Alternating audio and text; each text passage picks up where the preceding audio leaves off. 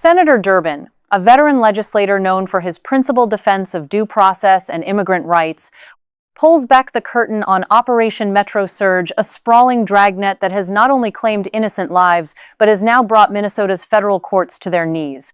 When a whistleblower prosecutor dares to tell the truth about systematic defiance of court orders, she's silenced and fired. When federal judges issue constitutional mandates, they're ignored. Thanks, Mr. Chairman, and I'm looking forward to the hearing on the legislative items as well.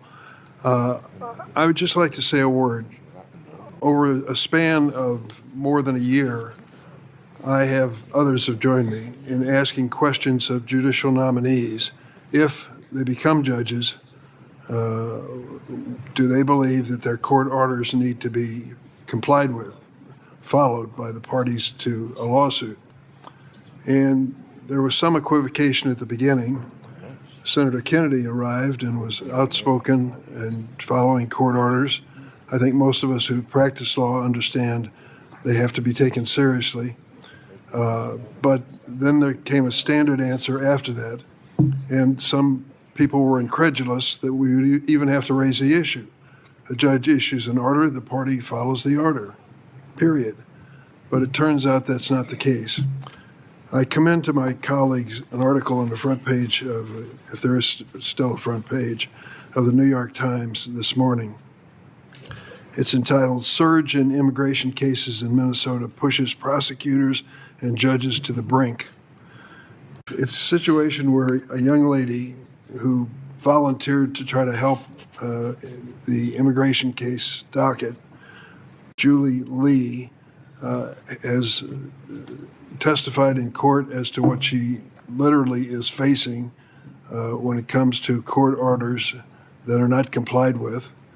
And it reached the point where, in her frustration, she said, I guess, too much for the administration, and they fired her this week. I think you ought to read the story. And let me tell you what we're dealing with.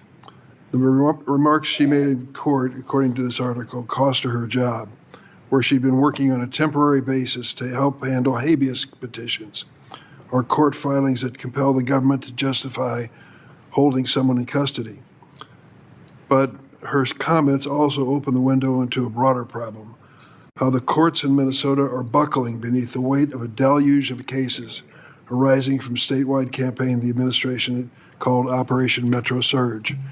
All Americans know what happened with the two innocent people who were killed in the course of that operation, but this is another aspect.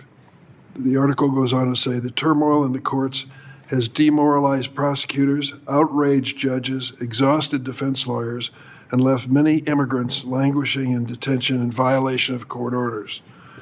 And the article goes on to say, when agencies like the Justice Department, the Department of Homeland Security and Immigration, and Customs Enforcement ignore judicial orders to release immigrants under their control, the federal judge in Minnesota, Judge Blackwell, said it's an affront not merely to personal liberty, but to the entire criminal justice system.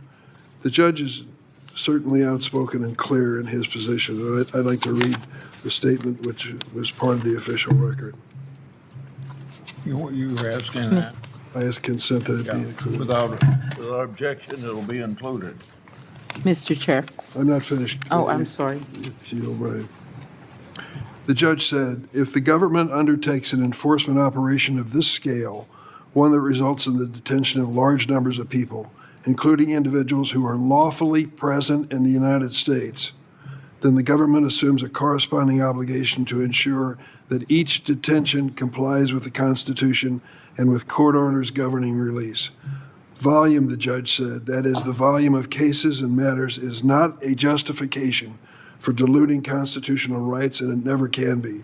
It heightens the need for care. I bring this to your attention because I can remember each one of the nominees dutifully saying they would follow court orders. We have a situation now where, by design, the system is overwhelmed and court orders are being ignored. If we have reached that point in this country, then for God's sake, are we anything less than an authoritarian state? If we cannot follow the Constitution and the rule of law in the courts of Minnesota or Illinois or wherever the case may be, shame on us. If you happen to believe that what is happening in Minnesota is a good thing, perhaps you'll shrug your shoulders. But if you believe that it has been an embarrassment and an insult to the Constitution, this is unacceptable. I yield.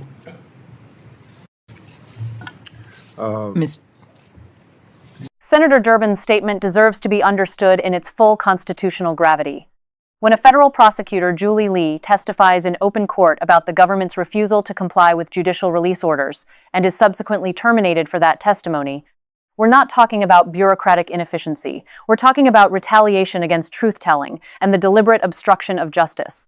This follows a pattern we've seen repeatedly under this administration: whistleblowers punished, inspectors general fired, and anyone who dares to uphold their oath to the Constitution rather than personal loyalty finding themselves unemployed. But the firing of one prosecutor is merely a symptom of a far more dangerous disease. What Senator Durbin is describing in Minnesota is the weaponization of chaos, the deliberate overwhelming of the judicial system to render constitutional protections meaningless. Operation Metro Surge wasn't designed to fail. It was designed to swamp the courts so thoroughly that due process becomes impossible. When you ignore release orders because you claim you're simply too busy to comply, you're not enforcing the law, you're circumventing it. Judge Blackwell's language is worth dwelling on. When a federal judge says that ignoring court orders is an affront not merely to personal liberty, but to the entire criminal justice system, he's telling us that we're in unprecedented territory. Federal judges, particularly those with lifetime appointments, don't speak this bluntly unless the situation is genuinely dire. His statement that volume is not a justification for diluting constitutional rights cuts to the heart of the matter.